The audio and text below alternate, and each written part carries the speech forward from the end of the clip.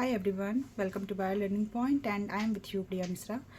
So in this particular video, I am going to discuss about joint CSIR UGC NET examination probable cutoff and what would be the expected cutoff for the life science examination. So as you know, the provisional answer key along with your response sheet has been released by the NTA and you might have calculated your score, how much you are scoring in your paper as the response it has been released. सो जैसा कि NTA का cut off आता है for the life science में बात करूँ तो वो परसेंटाइल की फॉर्म में आता है, not in form of your score, what you are scoring. यहाँ पे जिस स्कोर की मैं बात करने वाली हूँ वो इन टर्म्स ऑफ मार्क्स होगा और इन टर्म्स ऑफ परसेंटाइल हम नेक्स्ट वीडियो में बात करेंगे. तो जो पहले तो हम इस बात को समझ लें कि परसेंटाइल एंड जो स्कोर है वो किस तरीके से है.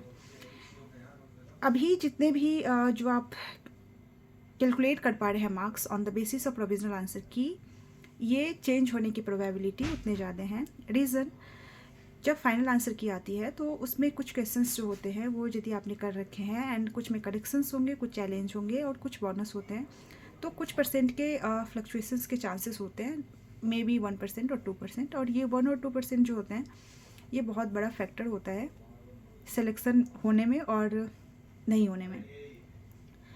फॉर JRF जो जनरल कैंडिडेट्स हैं उनका जो मार्क्स है, यदि आप शिफ्ट 1 और शिफ्ट 2 में आ रहे हैं and if you are scoring more than 115 marks provisional answer key के बेसिस पे, मैं अभी फाइनल की बात नहीं करूँगी, then you are in safer side for JRF, for general category candidates.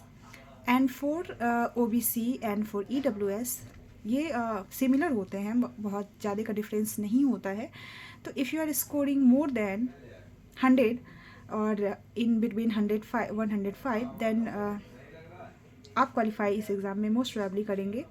और रीज़न इज़ जस्ट बिकॉज कि जो किस तरीके से जनरल और OBC EWS के कटअप में डिफरेंसेस होगा, ये डिपेंड करेगा कि how much number of student are appearing in that particular examination. So suppose if EWS and OBC के नंबर ऑफ स्टूडेंट में फ्लक्चुएशन ज़्यादा होंगे तो उस हिसाब से कट ऑफ कम और ज़्यादा होता है. ये एक प्रॉपर जो एनालिसिस होगा जब हमारे पास स्कोर कार्ड आ जाएगा.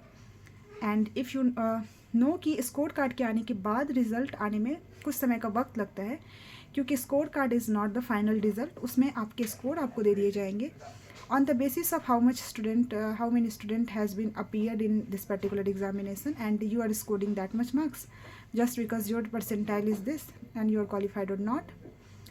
तो इस तरीके से चीज़ें होती हैं. यदि मैं बात करूँ ST/SC कैंडिडेट्स की, if you are scoring more than 80 then आप इस एग्ज़ाम को क्वालिफाई करेंगे. 80 एंड 70 ऐसा 75 मोर देन दैट. एंड जो मैं LS की बात करूँ लेक्चरशिप के लिए और JRF में जो डिफरेंस होता है 5% का डिफरेंस इन जनरल देखा गया है and it depends on how many student has been appearing.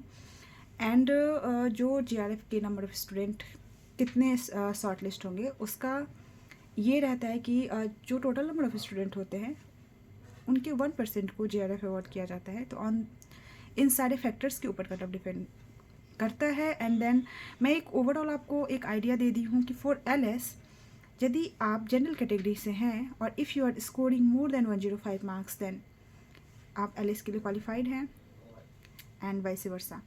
तो I hope you are relating my points and my things. और on the basis of provisional answer की बहुत सारी चीज़ें क्लियर नहीं होती है, बहुत बार ऐसा होता है, चीज़ें फ्लक्चुएट करती हैं on the basis of final answer की. होपफुली जो भी चीज़ें आएंगी आपके मार्क्स कम भी हो सकते हैं, ज़्यादा भी हो सकते हैं, अकॉर्डिंगली ये डिफ़र करेंगे. एंड क्या होता है और इसके बाद जो एक प्रॉपर कट ऑफ होगा वो on the basis of final answer की होगा.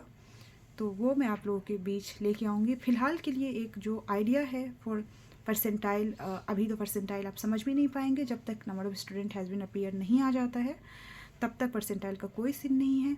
आप अभी on the basis of score ही एक कट ऑफ का रफ आइडिया लगा सकते हैं. आई होप ये वीडियो आपके लिए हेल्पफुल होगा और यदि किसी तरीके का डाउट है तो आप मुझसे कमेंट सेक्शन में पूछ सकते हैं. Thank you so much guys.